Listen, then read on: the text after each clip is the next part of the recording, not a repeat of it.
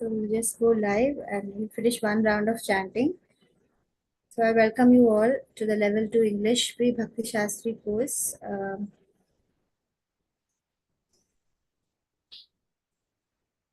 Right, let me just share the screen as well.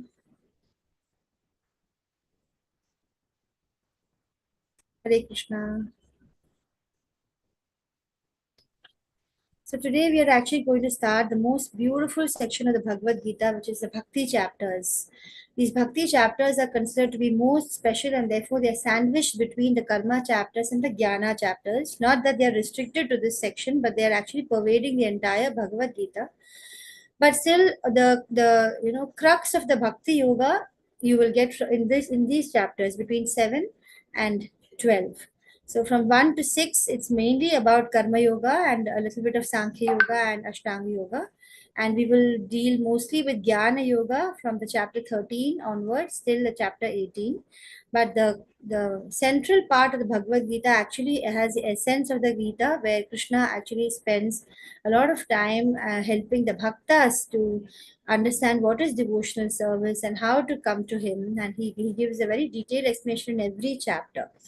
So if we just quickly go through the chapters that we have done in the first six sections, first 6 chapters, which deals with the karma and which deals with basically karma yoga predominantly. So chapter 1 we Hare Krishna Mataji. Hare Krishna Vidya Mataji. Dandavat Pranam Mataji. Dandavat Pranam. Sorry. Mataji, before you proceed, I had a doubt about yesterday. You have a doubt about what, Mataji? Yesterday you mentioned that the yogis, they merge in the in the material energy of the Lord, right? That's right.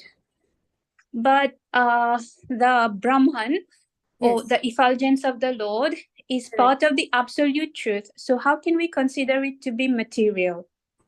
I was a bit confused about this. Actually everything is the Lord only, Mataji. Like whether it is the whole material world or the spiritual world, Krishna says it all originates from me. Right, the entire material world and the spiritual world, everything originates from Krishna, and everything, the origin of everything is definitely Krishna. At the same time, you will see in this chapter 7, Krishna will be talking about his external energy and his internal energy and his marginal energy. So the external energy is this entire material world that we have is Krishna's external energy. It comes under Krishna's external energy. And although he is all pervading, he is there as Paramatma, he is there in the different Vishnu forms all over. But as a person, the person that he is, he says he is, like a renunciate. And although everything is working according to his directions and everything is, there's nothing that is he unaware of, and he is the one who is directing Maya is under him. All the devas and devatas, they get their powers from Krishna only. They are helpless without Krishna. So Krishna is the one directing everything and everyone. He is a super controller.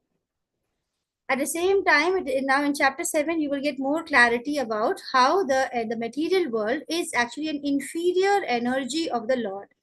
So Krishna will explain very clearly. He will say that the material world is my inferior energy, and Krishna's superior energy are the spirit souls which belong to the spiritual world actually. So the material world has got all these elements, these gross elements and subtle elements. Even the subtle elements, mind, intelligence, and ego, are not part of the spiritual world. They are part of the material world. So all those are called the Mahat Tattvas, and they are all created, as separately for the purpose of these fallen souls, you could say. So to say, the souls which have longed to enjoy without Krishna, who have at some point of time felt envious of Krishna. So these are the concepts, and as we keep reading, we will get more clarity. So merging in the material effulgence, the effulgence of the Lord is, why is it material? It is Krishna's energy, but it is his inferior energy. So although it is his energy and Krishna is pervading everywhere, yet the material world is basically his inferior energy. The spiritual world and all the spirit souls are his superior energy. And so there is a difference. And as we keep studying and reading, we will gain more clarity on that. Vidya Mataji. Thank you, Mataji. Yeah, thank you, Mataji. So let's proceed with this chapter 7. So here, before delving into the revision part also, let me pay my humble obeisances and seek the blessings of the beautiful Sri Radha Govinda temple deities. And I would like to thank Srila Prabhupada for giving us a clear understanding. So we follow his teachings as well. And this is a chapter 6 revision.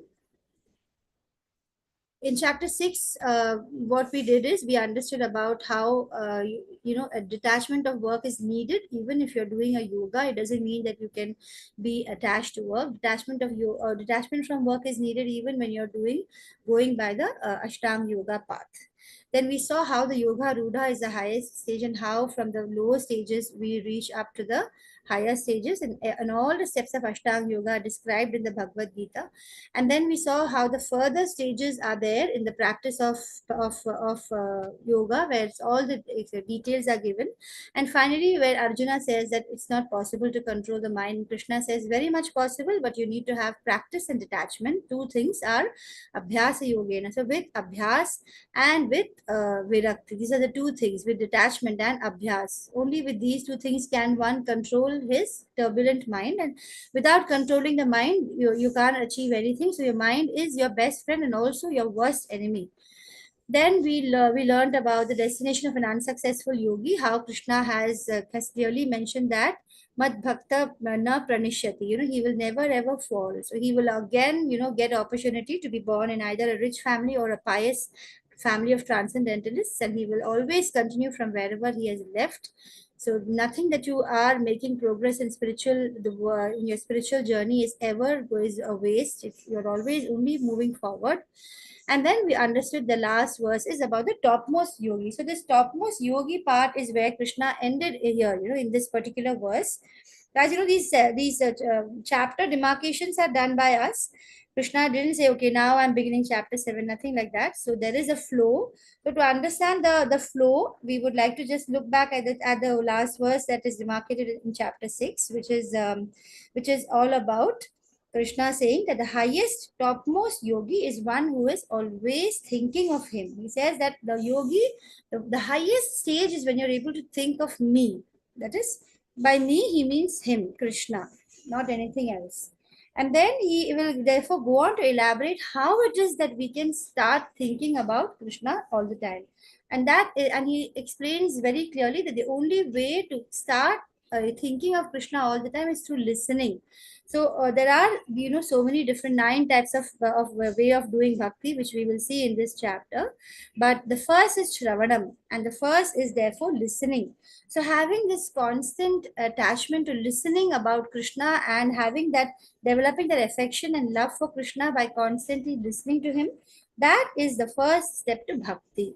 So that is how the bhakti chapter begins. So in up to chapter 6, what we see is that entire ladder, the different ladders, in fact, the different steps, how you can reach Krishna is being detailed upon. And then when you come to chapter 7, Krishna will straight away be detailing upon the elevator, that elevator which is bhakti, where you don't even need to go through any of the other strungs of the ladder. You can just take the elevator and reach straight to Krishna. You don't need to practice all the severe austerities. Not that there aren't any austerities in the path of bhakti, but you don't need to go through all the long procedures of bhakti and jnana and ashtanga yoga and all that.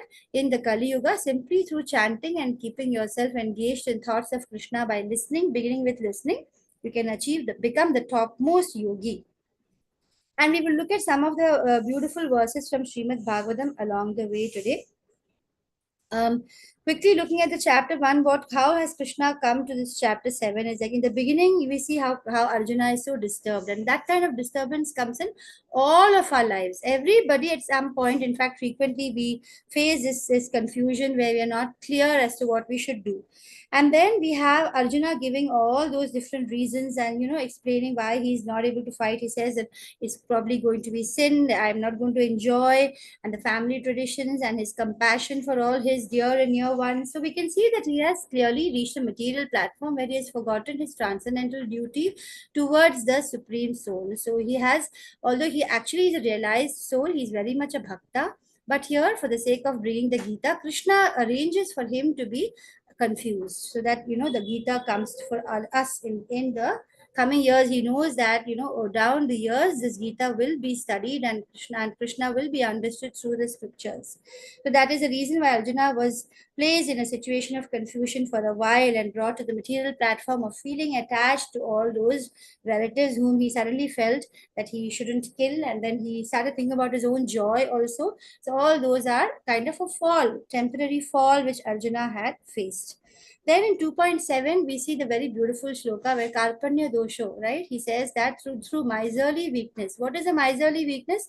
We are human beings and we have been given the highest possible achievement of the highest goal, which even devatas are actually craving for, because they also are in the material world doing the different duties, and even they are longing to get the human body, because only in the human body, it is possible to get to the spiritual world directly.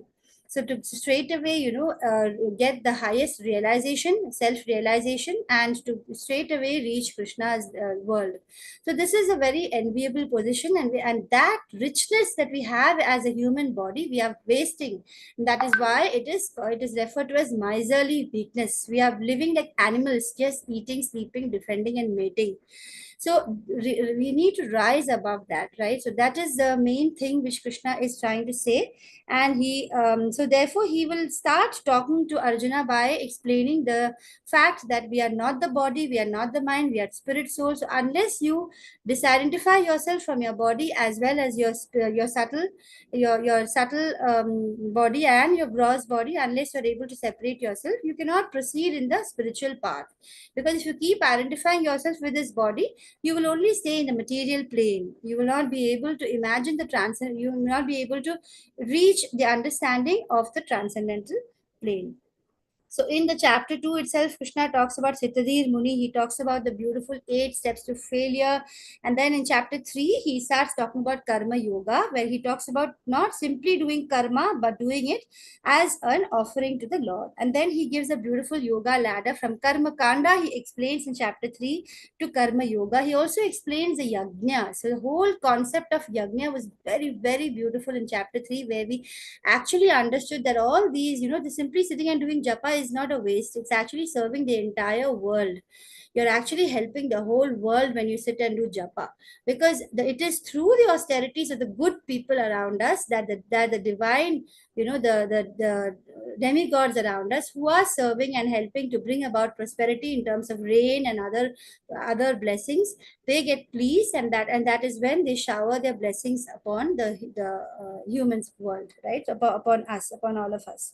So we learned about how the whole cycle of sacrifice is, where the Vedas give us our prescribed duties, and when we do our prescribed duties, then as an offering to the Lord, that becomes a yajna. And then when we do it as an offering to the Lord, the demigods also become happy. The demigods are basically taking their direction straight from the Lord, and what we are offering to them also goes to Krishna.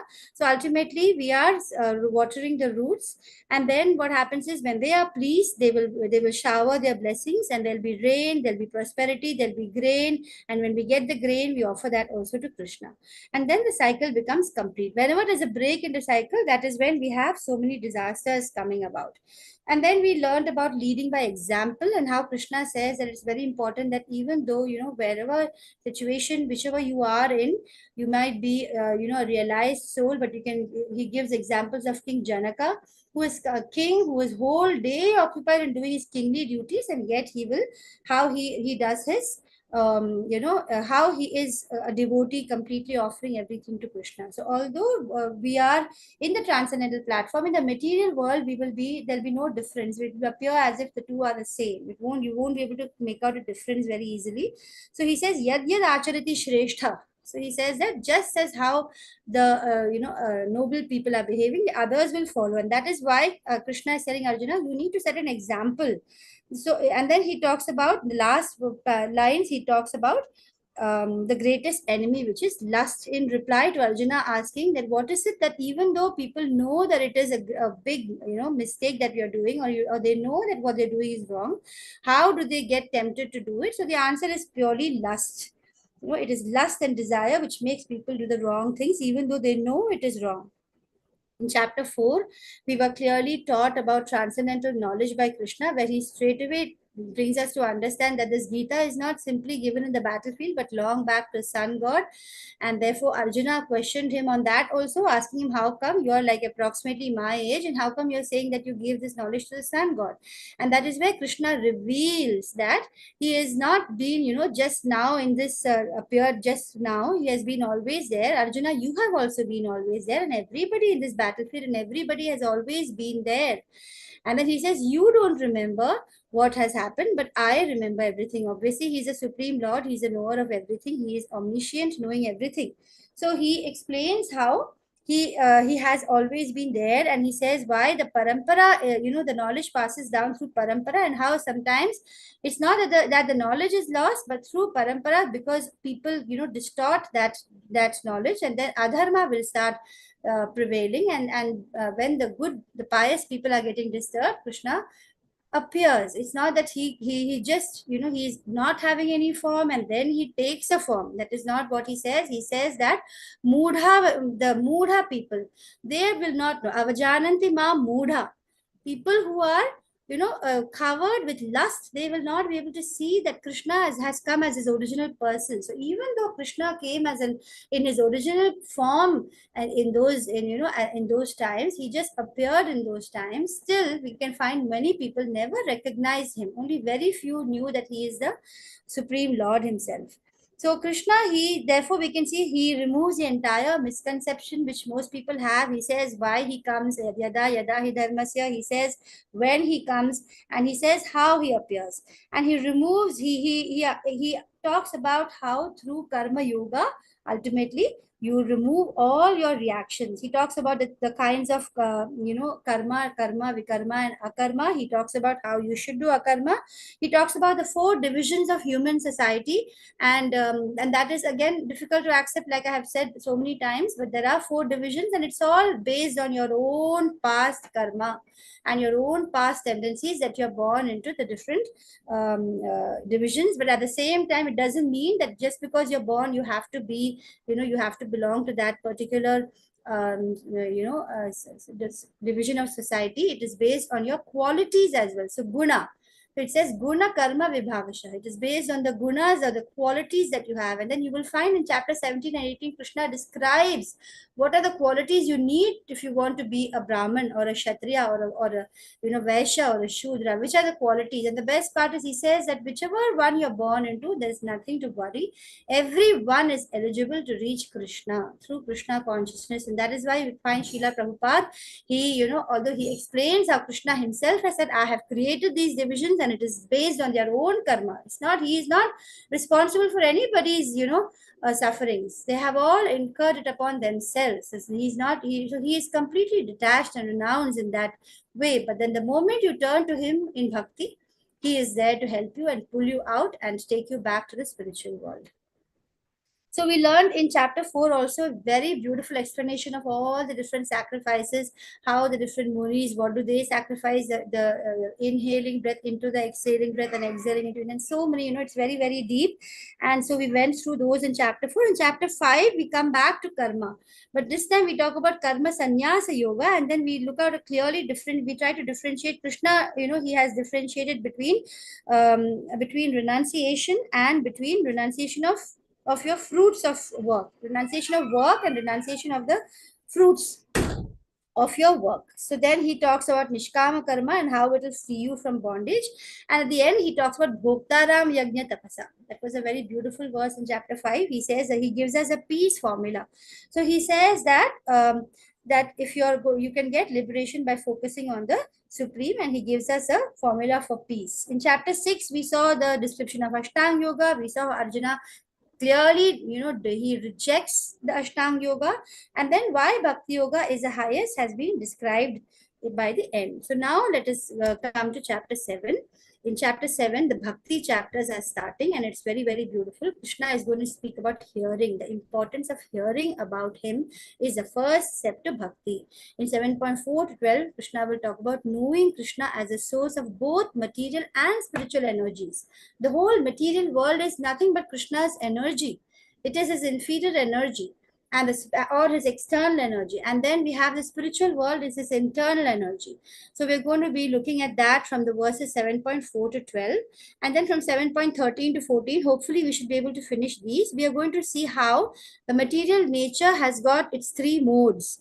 And all the entire material nature is under Krishna's control. And when we understand that basically everything is under Krishna's control, if you surrender to him, to the degree of your surrender, he will be there for you. This is a simple basic thing that we need to constantly understand. As we read the Bhagavad Gita, we need to, make it very strong, the realization very strong within us that he is in control. He controls the material nature, and to the degree of our surrender, he will be supporting us. We will whatever we do will be actually done by him. We just surrender ourselves to him, and then he takes over. And he takes over whatever we do, because we are in connection and service of him. So once we are in service, we are in complete surrender and service of the Lord, understanding our real position as a servitor, then Krishna is going to take complete control, and there will be nothing at all to worry about. There will be no anxious, it will be Vaikuntha, no worry, no anxiety. And then 7.50 to 19, hopefully next week, Thursday, we will discuss about how the impious people that lack the knowledge, if we are able to move fast, we can even reach these verses. That Krishna talks about the different impious people. Why is it that they're not able to come to Krishna? What is it that prevents them? How they lack knowledge, and how they refuse to surrender to Krishna, how they refuse to understand Krishna as a person. Whereas how are the pious people? How do they gradually develop knowledge, and how do they start surrendering?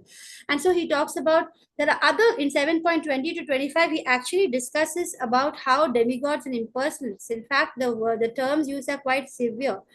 Krishna almost, so Srila Prabhupada in his purports, he kind of, clearly speaks about how those who are doing demigod worships and those who are impersonals are equal to almost, like atheists. Although they are the beginning of believers, they have a starting stage of having faith, but they are kind of far from understanding Krishna.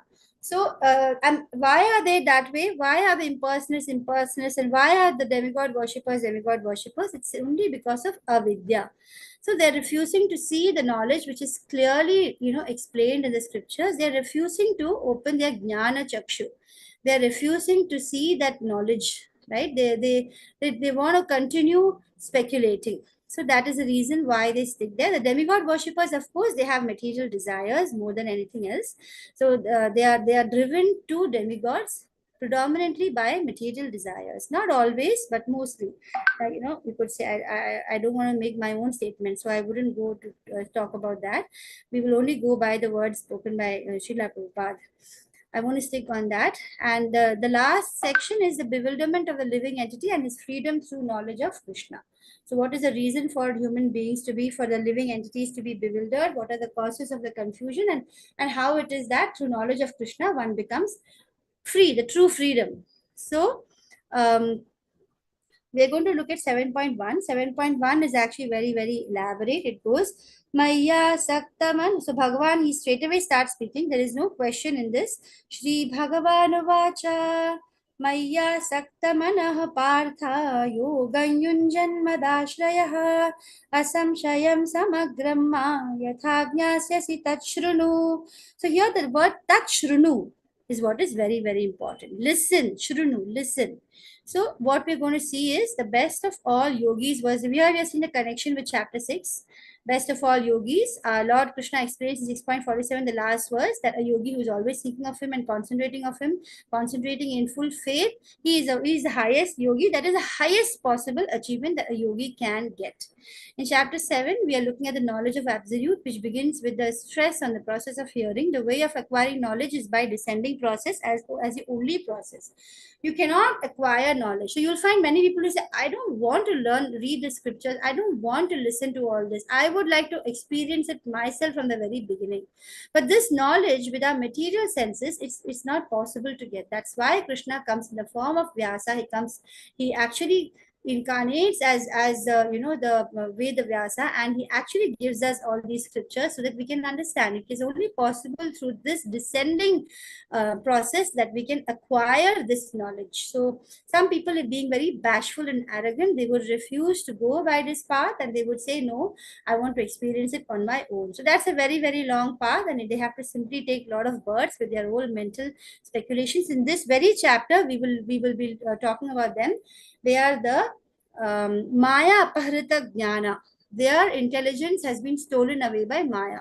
So when they are too much academic, people who are too academic oriented, what happens is they believe only what their material senses are saying, and therefore they become Maya Apahrita Jnana. The Maya has stolen away their intelligence. They are fully in the material senses only. They trust only that, and so they refuse to look at the transcendental knowledge which is given to us, so nicely in the scriptures. And even today we are having opportunities to get this knowledge by Krishna's mercy alone. So in this chapter, we have already said in the previous slide also, these are the things we will be looking at: knowing Krishna by the process of hearing, knowing Krishna as the source of matter and spirit. Those are his inferior and superior energies. Krishna himself is a person, and those are all his energies what we're seeing around him. That doesn't mean he's not there. So we can't compare Krishna as us as a person, right? We have to understand Krishna, and that is highly difficult to understand. Krishna is very difficult to understand.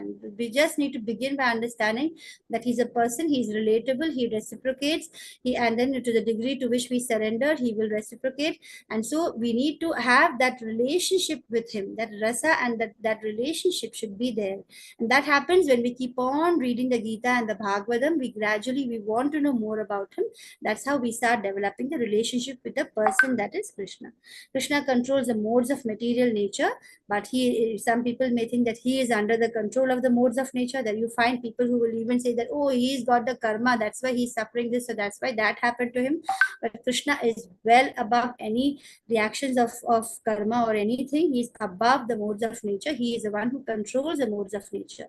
The impious will never surrender, and the pious will surrender. So Krishna will actually tell us. So actually, when you look around the world, you see different kind of people. You will wonder, why is it that some people, they hate Krishna? You will literally, I have seen people who kind of hate Krishna. The moment you start chanting, they will walk away from there. They don't want to listen about Krishna. They don't want to.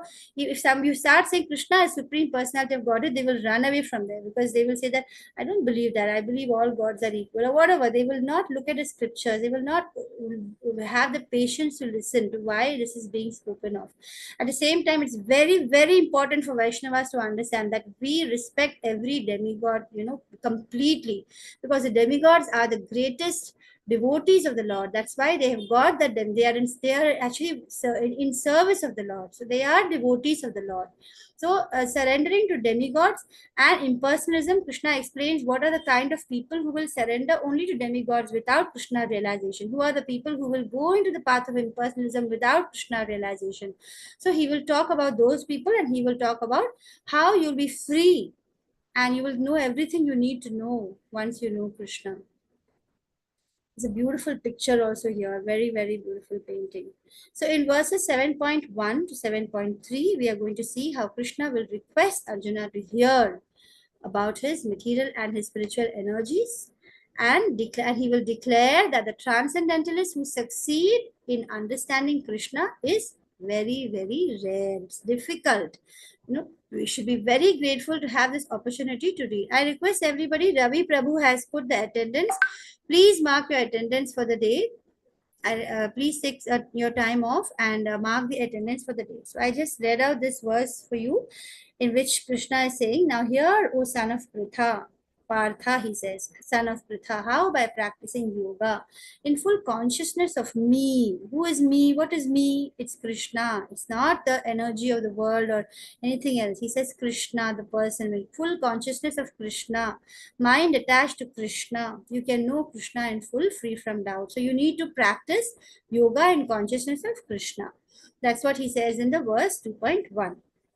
So Lord is explaining how to know him simply by listening to the devotees, listening to the Vaishnavas about the absolute truth, the Supreme Personality of Godhead.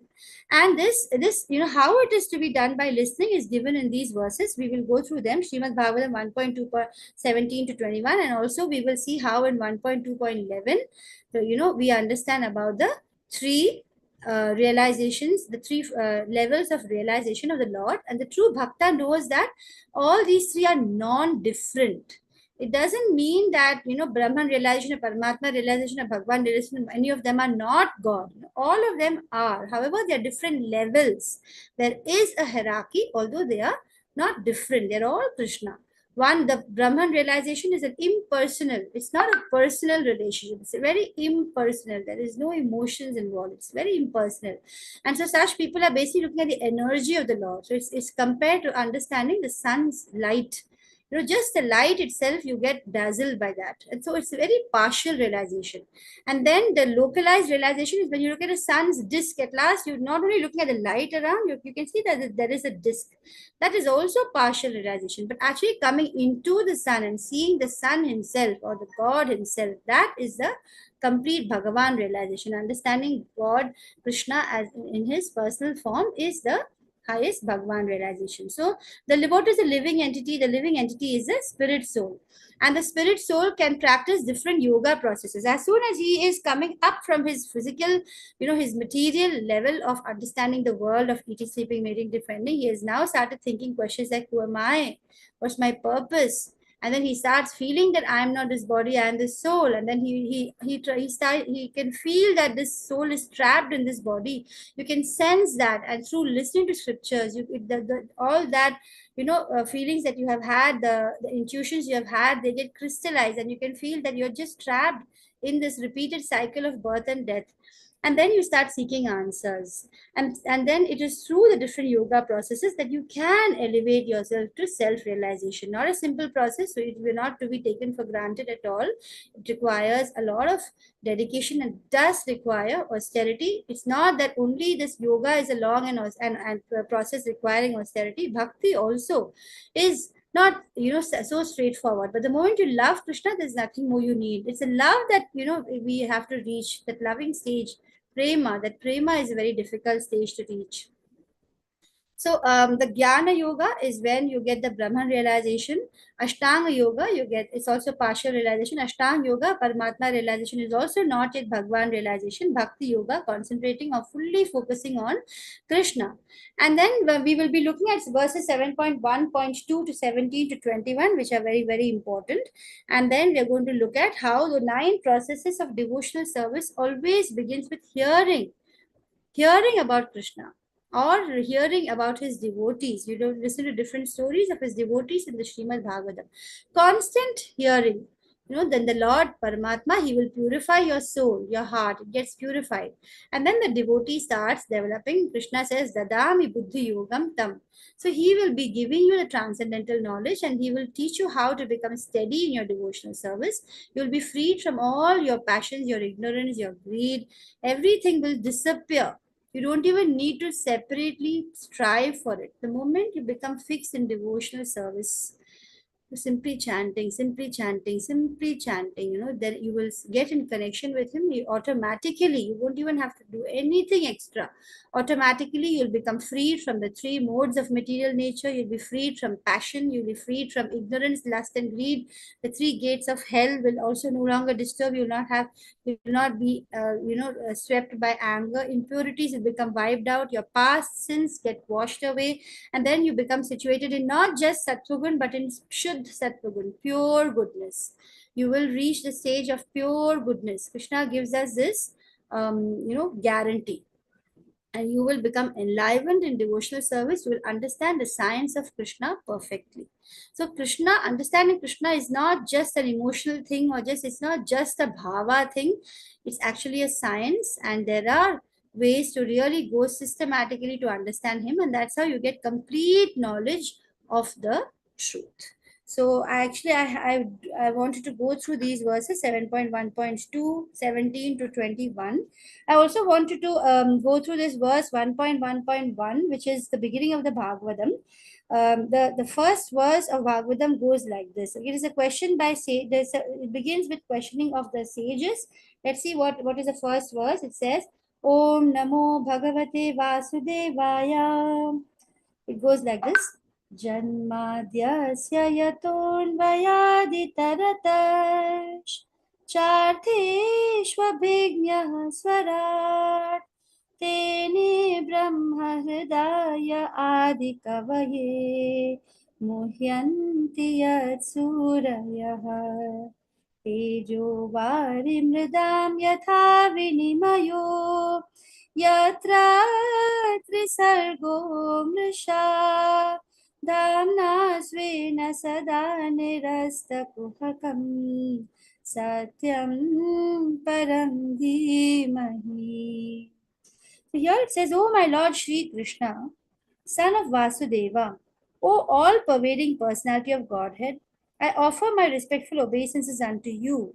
I meditate upon Shri Krishna, who is the absolute truth, the primeval cause of all causes of creation, sustenance, and destruction of the manifested universes. He is directly and indirectly conscious of all manifestations, and he is independent because there is no other cause beyond him. It is he only who first imparted the Vedic knowledge upon the heart of Brahmaji, the original living being. By him, even the great sages and demigods are placed into illusion, as one is bewildered by the illusory representations of water seen in fire or land seen on water. Only because of him do the material universes, temporarily manifested by the reactions of the three modes of nature, appear fractal, although they are unreal. Unreal simply because they don't last. I therefore meditate upon Lord Shri Krishna, who is eternally existent in the transcendental abode, which is forever free from illusory representations of the material world, and meditate upon him, for he is the absolute truth. So, with this prayer, we will move on to the verses 1.2.17 to 21, which is going to talk about how we can engage in listening. So, let's go to those verses. In 1.2.17, Krishna is saying, so actually these verses are about divinity. The name of this chapter in Canto 1, Chapter 2 is the name is Divinity and Divine Service. So it's basically talking about divinity and divine service. So let's look at this verse. It says, शृण्वतां स्वकथा Krishna पुण्यश्रवणकीर्तनः हृद्यन्तस्थो हृद्भद्राणि vidhunoti suhrit satam. Shri Krishna, the personality of Godhead, who is a Paramatma in everyone's heart and the benefactor of the truthful devotee. He cleanses desire for material enjoyment from the heart of the devotee who has developed the urge to hear his messages, which are in themselves virtuous when properly heard and chanted. Then the next verse says, by regular attendance in classes of Bhagavatam and by rendering of pure service to the pure devotee, all that is troublesome to the heart is almost completely destroyed. And loving service unto the personality of Godhead, who is praised with transcendental songs, is established as an irrevocable fact. And next verse 19 goes, as soon as irrevocable loving service is established in the heart, the effect of nature's modes of passion, ignorance, such as lust, desire, hankering, they will start disappearing from the heart. So it's just this yellow words written in cycle that we are repeating. And then the devotee gets established in goodness and he becomes completely happy. In verse 1.2.20, it is said that, thus established in the mode of unalloyed goodness or Shuddha Sattva or pure goodness, the man whose mind has been enlivened by contact with devotional service to the Lord gains positive scientific knowledge of the personality of Godhead in the stage of liberation from material association. And the last verse in 1.2.21 that we are discussing here says that, thus the knot in the heart is pierced and misgivings are cut into pieces, the chain of fruitive actions is terminated, and then one is able to see the self as master. So this is the entire discussion which we have gone through 1.2.21. 17 to 21. And these are the 9 processes of devotional service, which is there in 7.523 to 7.524 of the Srimad Bhagavatam. So here we can see that it begins with Shravanam, which is listening. Then Kirtanam. Kirtanam, that is singing Krishna's glories. Smaranam, constantly thinking about the different, maybe his pastimes, maybe his appearance, maybe his decorations. He's wearing this yellow, he's wearing a peacock feather. Just constantly thinking about he's having a flute. He's always wearing a smile. His expressions, he's never ever disturbed. So constantly remembering. Pada Sevanam is, Lakshmi Devi is an example, all the time at the feet. So, whenever what one of the devotees was explaining in a lecture recently, I was listening. Whenever you feel anxious, you know that your head is not at the feet of Krishna, at the lotus feet of the Lord. So the moment your head is at the lotus feet, that's why we are putting the tilak, the representation of the feet of the Lord. So the moment you know that you find yourself being anxious, your head is not at the lotus feet of the Lord, because if it is, there is no need for any anxiety anymore. So Pada Sevanam, your head at the feet of the Lord, serving the feet of the Lord. Archanam, where you're doing the deities, you're offering, because Krishna comes in the form of the deities. Now he's come in the form of his name. That's why when we chant the name, Krishna actually is there dancing on your tongue, removing all the impurities. And Vandanam, again, that is, paying obeisances to the Lord. Dasyam is like you're serving the Lord. It's a feeling of servitude. Sakhyam is when you start feeling friendship. You're getting closer. And Atma Nivedanam is when you surrender completely. That is like how Bali Maharaj, he offers himself as a third step to Lord Vamana, who is again Krishna. So these are the 9 devotional processes, and am I not able to go forward? Right. So then becoming servant, praying, deity worship, remembering, and the examples, the names are given here: Lakshmi Devi, Maharaj Prithu for deity worship, Akrura, who is doing the constant praying, Hanuman is an example of Dasya, Arjuna is an example of friendship. So we can see here all the examples given. So now in 7.2, the second verse says, ज्ञानन्तेऽहं सविज्ञानम् इदं वक्ष्याम्य शेषतः यज्ञात्वा नेह भूयोऽन्यज् ज्ञातव्यमवशिष्यते. I shall now declare unto you in full this knowledge, both phenomenal and numinous. So we will see what is the meaning of phenomenal, what is numinous, and once you understand this, there will remain nothing more that you need to know. So actually, Bhagavad Gita is very, very profound. And really, when once you understand this, you can sense that nothing more is needed. Everything becomes, Krishna for you after that, once you understand this knowledge. So seeing object as it is appearing to our senses means that if you're only looking at the world around you through your material senses, that means you're disconnected from Krishna. When you see everything as Krishna's energy, everything as Krishna's energy, understanding Krishna as, being the thread which carries a pearl, and everything is in place and everything is moving through Krishna's energy, then you're seeing through your Jnana Chakshu, your eyes of knowledge. So is it moving? Yeah. So Lord Krishna is going to explain the full knowledge, phenomenal and numinous. So what is phenomenal? Is related to matter. And the complete knowledge is a transcendental knowledge. Phenomenal is knowledge which we acquire and perceive through our material senses in the material world. Numinous is when we are able to wash away all our lust which has contaminated our soul and is preventing us from seeing Krishna. So the numinous is basically you start getting knowledge about the spirit, which comes through descending process and not through your own, struggling to understand with your own, mental speculation methods. You cannot get it. You can only get it through listening to scriptures with full faith, and it cannot be acquired through your material senses. So the object as it is not necessarily perceived by senses. You cannot understand it through your material senses. That is what is numinous all about. So once you get this transcendental knowledge, nothing more is left to be known. You have to understand that Krishna is the controller. Lord explains to Arjuna the qualification. So first of all, if you what is the qualification to get this knowledge? So both in verse 4.3 and in verse Bhagavad Gita 9.1, in both these verses, Krishna will give us a qualification. He says that the devotee, and the second one is actually the third one also, and a friend. Bhaktosmi, what is that? There's a beautiful verse, I think in 4.3, he talks about the qualification of Arjuna, which makes him eligible to listen to this knowledge. So in 4.3, he will tell Krishna will tell Arjuna, he says, Bhakto si me sakha cheti. Right. That's what he says. He says, Bhakto si me sakha cheti. So he says, Sa evaya mayo tedya yoga prokta puratana. I'm going to tell you this very ancient knowledge. Bhakto si me sakha cheti rahasyam he taduttamam. So because I'm going to tell you this very highly elevated and secret knowledge, which everybody cannot understand. Why secret? Because it's not suitable for everyone. And because you're my friend, and you are my friend, a friend as in not somebody who envies him. So he says that more clearly in verse 9.1. He says that somebody who's adveshta. In 9.1, he uses the term. Krishna says that you need to be unenvious, right? The whole reason why we are trapped in this world is because of envy.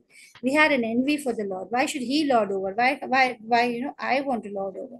So in verse 9.1 itself, Krishna says that you need to have the spirit of non-enviousness also to understand this knowledge. So these are the qualifications to understand Krishna.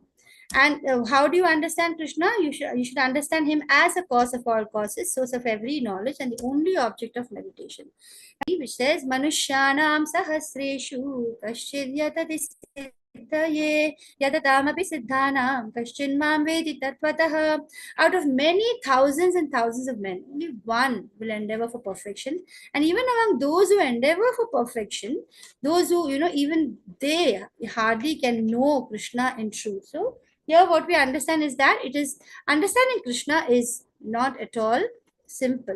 Even after so much of effort, hardly anyone can really understand Krishna. But then just understanding that he is, the Lord, is actually enough. But even that state, coming to that state, requires a lot of listening, a lot of all these devotional processes. We need to go through all that to really reach there. So Krishna is saying, rarely man achieves perfection. And out of perfected souls, rarely some understand Krishna. So generally very, very few. There are different grades of people. Those who have got more animal propensities, eating, sleeping, mating, defending, and those who are seekers, trying to understand the soul, the super soul. Through meditation, they realize the super soul, and some of them are very happy with that. They say, no, I've understood. He is within me. That's it. They don't want to go further. So then there are different levels, like different grades of realization. And in chapter 1 to 6, understanding self, super soul process, and realizing difference between matter, jnana yoga, dhyana yoga, which I also explained in the beginning of the class. And understanding Krishna is absolute truth, the cause of all causes, all six opulences. Bhagavan is Krishna has got all six opulences in full, which no other a form, or there is no one else who can match or even come close to Krishna, because he has these six opulences in full. What are they? He is all beautiful and attractive. Nobody can beat, thousands and thousands of cupids will not even come close to Krishna in their attractiveness. He is all powerful, he can just do anything. He is all strong. He is the most famous, because he's not only famous in this little India or this world. He's famous in not only one universe, he's famous in all the entire universes. So he is all famous. He is also the greatest renunciate. Nobody can reach the level of renunciate as he can. He is, part of everything, but at the same time, he is apart from them as well. So he is the greatest renunciate.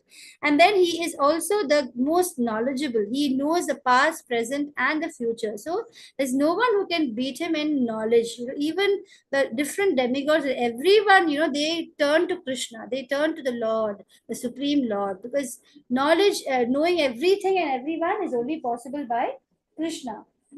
And he's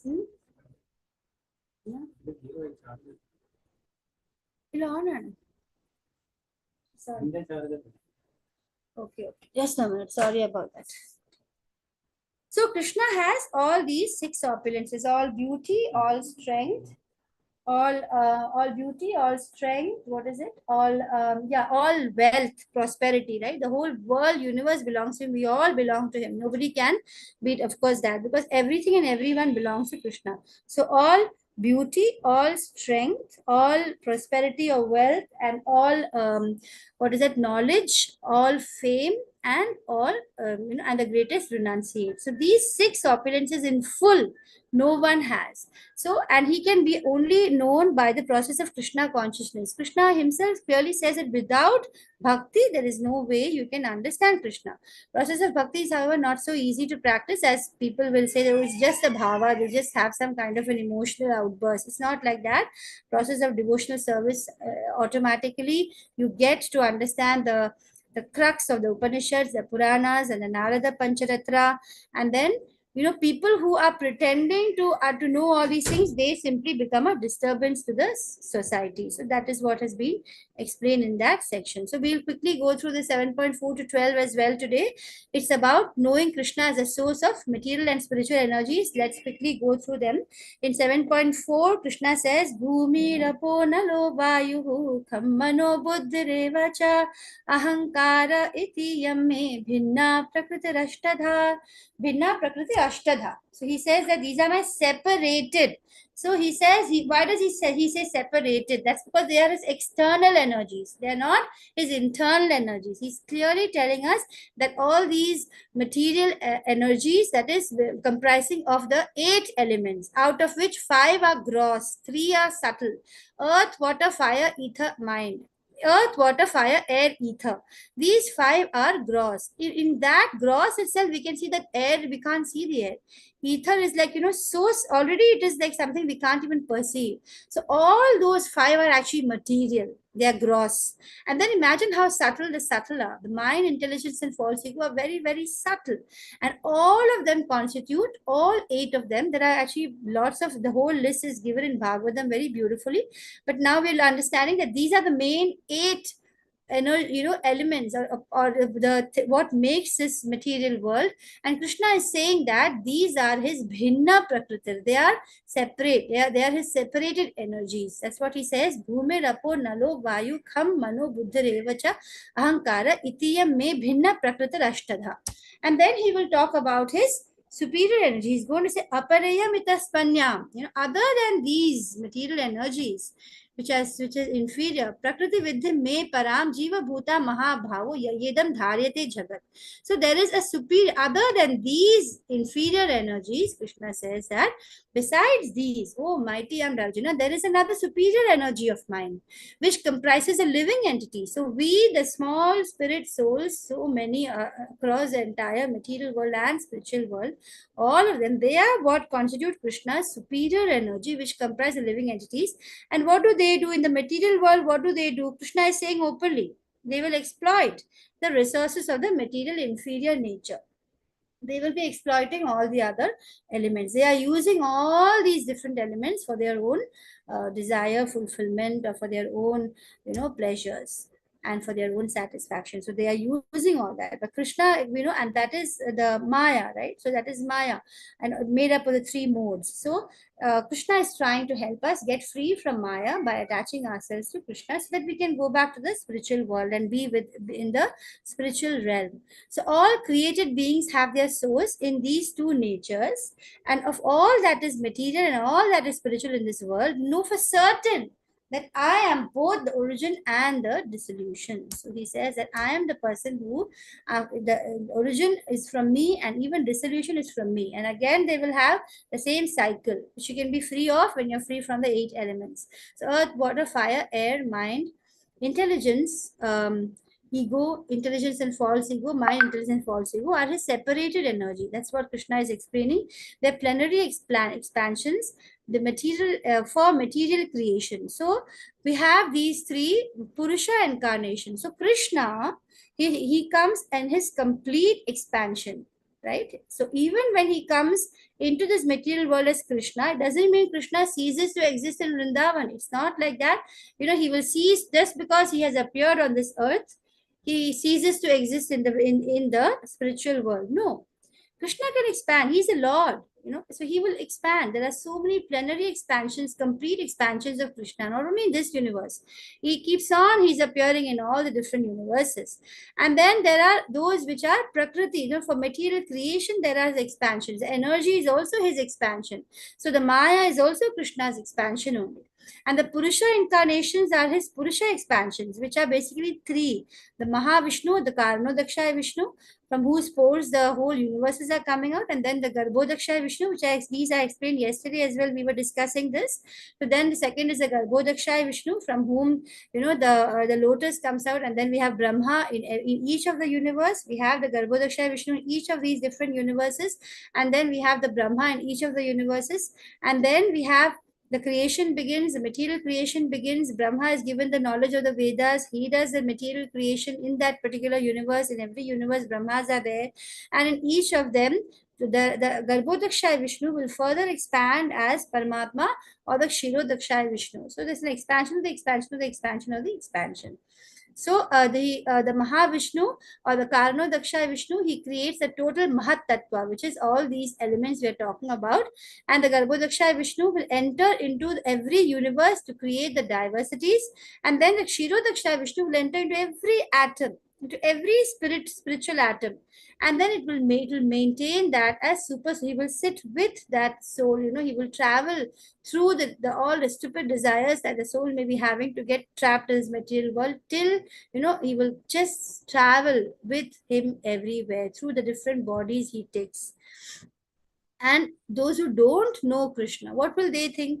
They will think that this entire material world is simply for my enjoyment. They will think that the living entities, they themselves are the Purusha. They think that they are the enjoyers of the entire material, that they are the cause, they are the controller, and they will fail to see that Krishna is there. They fail to look at Krishna or understand him, his presence or his control. They will close his eyes to that. Krishna allows that. It's not like, he will never force anybody. He allows that. That's why he created the whole material world for such entities, for us. So then we can see in Bhagavad Gita verses 13.6 and 7 how it's all temporary. All activities are directed by these three Purushavatars of Krishna, and how the ingredients of the material world are separated energies of the Lord. The gross elements: earth, water, fire, air, ether. 5 gross elements: subtle elements, mind, intelligence, false ego. All of this is the Mahat Tattva. So this is requires a lot of focus, and as you finish Bhagavad Gita, start upon reading the Bhagavatam, which will give you much more clarity about all this. So you're going to look at verses 5 and 6 now quickly. In verses 7.5 and 7.6, we have Krishna saying. Can you Mataji show the slide once more? Previous one? Yeah. The one, yeah, 1 second. I just want a screenshot of it. Okay. Thank you. Thank you. You're welcome. So now we are looking at here the knowledge of the absolute, and we are going to see the text, which is 7.5 and 7.6. So here we are going to see how, besides the inferior energy of Lord Krishna, superior energy are the and Lord Krishna's superior energy, the living, which are the living entities. So Krishna's energies are Shaktis. I'll call you later. I'm in a class. So Krishna's energies or Shaktis are, the source of origin as well as dissolution are these different Shaktis. So there is an internal Shakti, which is Antaranga, which is superior. And then we have the Tatastha, which is the marginal. Who are the marginal? We, the Jivas. The Jivas are the souls. We are in the marginal. Why? It's like we are in the beach, right? The shore. So we have the capacity to move through bhakti into the internal world of Krishna, the internal energies of Krishna, or we have the we can go back and merge ourselves, or keep on taking birth in the material world. So we are in the in between. That's why we call it Tatashta Shakti of the Lord. So the Jivas. And then we have the Bahiranga or the inferior energies, which is the entire material world made up of the gross and the subtle elements. And then the soul or the Jiva is constantly exploiting this material world in its conditioned state. And liberation will happen when you become free from this entire illusion of I, mine, and wanting to lord over. The moment you understand that you are nothing but a part and parcel of the Lord, you are the servitor, your duty is to just serve the Lord. And when you start doing that, you will experience bliss, because that is what is your actual dharma, your natural dharma. The natural dharma of sugar is to be sweet. Natural dharma of salt is to be salty. Natural dharma of the spirit soul is to serve. So when we are in service, we will be in bliss, because that is our natural dharma. And then in Bhagavad Gita 7.7, Krishna says, Mattah parataram nanyat kinchidashti dhananjaya mahi sarvamidam protam sutre manigana iva. This is a very nice verse, that I am the thread which is, in the necklace. Oh, conqueror of wealth, there is no truth superior to Krishna. Everything rests upon Krishna, just as the pearls are strung on a thread. So this is just to understand how the entire universe and all the universes are completely Krishna's energies in his control. They're all supported by him. And then from verses 7.8 to 11, Krishna will go on explaining his opulences for the sake of us devotees. This helps us to think of Krishna all the time. So that is why from this chapter onwards, the bhaktas relish these chapters. Krishna is going to tell us in 7.8 how he is a taste of water, he is a light of the sun and moon, how he is the Om sound in the Vedic mantras, he is a sound in ether, he is the ability of man. So whenever you see somebody has, an extra ability to maybe sing very beautifully, preach very nicely, or to very good at academics, or very good at strength, he can run, he's super fast runner, any kind of ability in man, actually that is Krishna. Krishna says, I am the ability. He says, I am the fragrance of the earth. Because the fragrance, when it starts raining, it's so nice. Whenever you get that fragrance, this is Krishna. He's a heat and fire. He's a life of all that lives. He's a penance of the ascetics, the original seed of all existences, the original seed as in the person who gives life of everything that is living. He is the intelligence of the intelligent, the prowess of the powerful men, the strength of the strong, and sex life, which is, he is the sex life which is not contrary to religious principles, as in not when the sex is illicit, or when it is for not for procreation of a Krishna conscious child, which is against the religious principles. Those kind of pure sex life, that is Krishna. And then at 7.12, Krishna says, in 7.12, he says that know that all states of being. So now he starts talking about the modes. That is mode of goodness, mode of passion, mode of ignorance, the rajas, tamas, and sattva. All these three are manifested by my energy. I am in one sense everything. But, now this is, but is very, very important. He says that I am independent. All these things will just function as per their own desires and the natures that they acquire. It's all happening, but it is in his control. And he says that I am not under the material modes, because the material modes are in fact coming from him. They are within him. So that is something which is something we need to keep meditating and understanding. Only then we get this concept clearly as to what is this material world made up of, the material modes. It requires constant understanding and reading. So in text point 12, what have we seen? We have seen that Krishna is the origin of the mode. He is not within the modes, and therefore he is nirguna.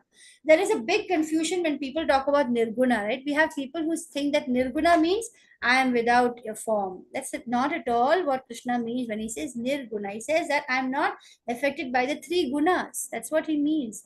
He says that all material activities are conducted under the three modes. These modes actually come from Krishna, and he is not subordinate to them. It's the analogy is like that of a king or a lawmaker. He makes the laws. He does not become subject to the laws when he has made it. He is a person who has made it. So the three modes of material nature controlled by Krishna are controlled by Krishna, and therefore it is only wise for us, once we understand that, it is only wise for us to surrender, because we know that he is in control, and then to the degree of our surrender, he will also take control of our lives. Deluded by the three modes, goodness, passion, and ignorance, the whole world does not know Krishna. It's why don't we know Krishna? Because of our ignorance. What is ignorance? Because of our delusion by the three modes. And the whole world does not know me, who am above the modes and am inexhaustible. He says, Daivi Yesha Gunamai. Mama Maya Duratyaya Mame Vaye Prapadyante Maya Metam Tarantite. So So Krishna says here, once more, Ravi Prabhu has put the attendance link. Please, those who haven't yet put attendance, please put the attendance. So here Krishna says that this divine energy of Krishna's consists of 3 modes, and it's very difficult to overcome. Duratya, very difficult. Mam eva ye prapadyante, maya metam. But if you surrender to me, mam eva, prapadyante means surrender. Then maya metam taranti means easily cross. Taranti, right? Cross. You will cross easily. The entire maya will just be ineffective. It cannot control you at all the moment you surrender to Krishna. Immediately you will be free from the 3 modes of material nature. So you can see in this picture how we have a person who calls out to Krishna, he will immediately come and pull you out from this ocean of this material world. So in text point 14, Krishna explains how to get free from the 3 modes of material nature. He says that we are actually right now bound by the clutches of Maya, Nitya Baddha, we are right now very difficult to overcome. Since Maya is also under Krishna's control. Divine energy, material energy is also because of divine connection and movement by divine. The guna is basically a rope. Only Krishna or his bona fide representatives can rescue us. So if a person is tied by the rope, right, his hands are tied, another person whose hand is tied cannot rescue you. Only one who is a bona fide representative of Krishna or who is a great devotee, he will be able to release you. He will teach you what is devotional service, and that will help you to gain release. Krishna, out of his paternal affection for the living entities, LE stands for living entities, can order his energies to release the conditioned soul. But he needs to know that you are reached there, in the sense that you are no longer having any desire to lord it over, and you have understood that Krishna is actually your real benefactor, your true lover. No one is there who can be your friend as Krishna can. And then if you keep trying to escape through your own endeavor, it is kind of, not possible. And the conditioned soul, it is difficult, not impossible, it's very difficult. Only by surrender you can very easily, you can get free from the clutches of Maya. Mam eva ye prapadyante. Only through surrender to Krishna you will be able to get it. So it is past 8. I think today we will start with section D tomorrow. It's a very nice section where Krishna explains the kind of people who, due to lack of knowledge, they will not reach the state of mind to surrender to Krishna. And you will also learn about how there will be pious people and what are the different reasons why they will be led to search for this knowledge of Krishna.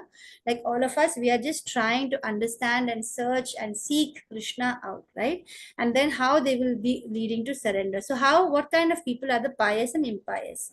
So I think with section D, we will start tomorrow. I'm truly grateful to all of you for being here with me and giving me the association so that we are able to discuss this beautiful chapter 7. We have started our bhakti chapters. It's going to be very beautiful all along now.